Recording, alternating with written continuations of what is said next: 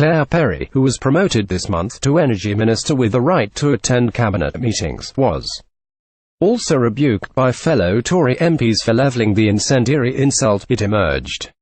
She used the term last month in private WhatsApp messages to a group of Tory MPs on hearing from a colleague that Conservatives were being dubbed sellouts and traitors after Theresa May agreed to pay the European Union a £39 billion divorce bill. Ms. Perry wrote that sellout traitor mob should be ignored. Listening to them means wrecking the economy in the short term and via a Corbyn government delivering a long, steady, slow decline for the country we love. Swain's Energy Minister Claire Perry used the term swivel-eyed in private WhatsApp messages to Tory MPs.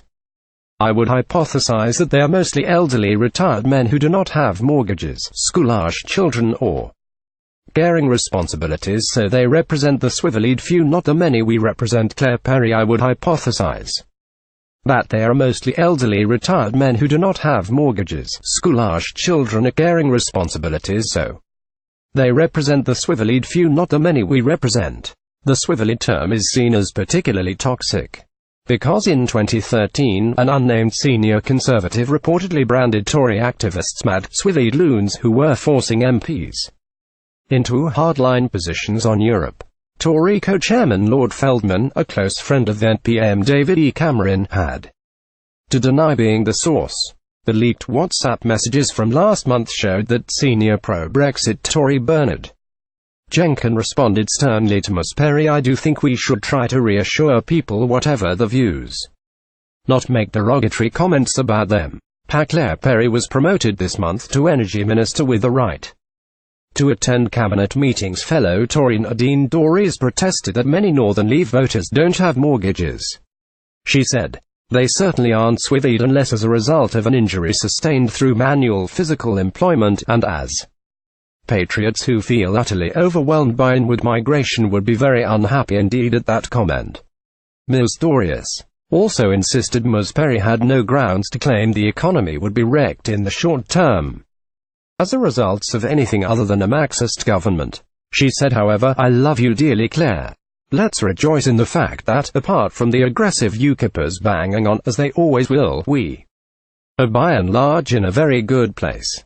Ms. Perry tweeted on Monday that the exchanges took place as the government worked to get Brexit legislation passed. She said passions were running high and mine spilled over. No excuses, but it was painful to see hard-working, loyal colleagues branded as traitors. My comments were exclusively directed at those using the term traitor to describe my colleagues. Ms. Perry said how people voted in the referendum should not matter now, and there was a unity of purpose behind the orderly Brexit Theresa May was seeking. Thursday, December 14, 2017, Theresa May's Tory Brexit rebels. The Prime Minister's official spokesman said the minister herself said on Twitter that there wasn't any excuse for these comments. He stressed Ms. Perry had also spoken of unity of purpose for delivering for all people on Brexit, adding, I think those comments speak for themselves. Tory MP Nigel Huddleston, who voted Remain in 2016, protested in the Commons about use of the term swivel-eyed, though he later told the Daily Express it was a term used by both extremes of the debate against each other and he was not targeting Ms. Perry.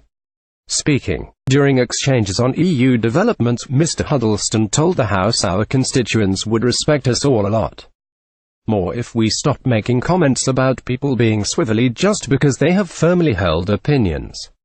Getums.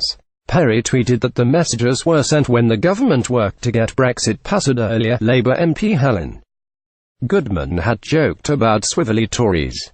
Brexit Minister Robin Walker told Mr. Huddleston, "You're absolutely right.